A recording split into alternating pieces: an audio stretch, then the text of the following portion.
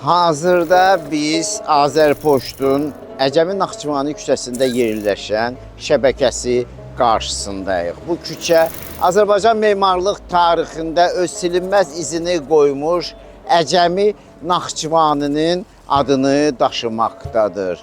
O, memarlığı düşüncəyə çevirmiş əvəzsiz ustad idi.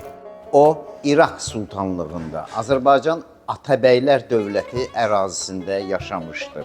Həmin dövlətin mərkəzlərindən biri də Naxçıvan şəhəri idi. Əcəmi Naxçıvani Şərq Memarlıq Məktəbi tərkibindəki tam yeni Naxçıvan Memarlıq Məktəbinin banisi sayılır. Əsərləri, tikililəri tarixin dərinliklərindən süzülüb bugünəcən gəlib çatan mesajlardır. Möminə Xatun türbəsi, Yusuf İbn Kuseyr türbəsi, Ordubadakı Cümə məscidi kimi möhtəşəm abidələr onun memarlıq duhasının bariz nümunələridir. Əcəmi üçün memarlıq yalnız forma deyil, fəlsəfə idi, ölçü, harmoniya və mənanın birliyi.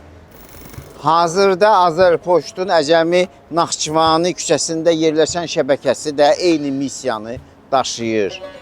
Fikirləri, insanları, dəyərləri bir ünvandan digərinə çatdırır.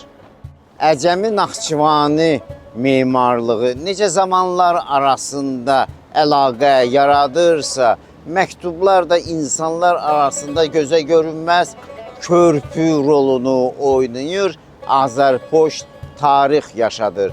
Buna görə hər küçənin bir hekayəsi var.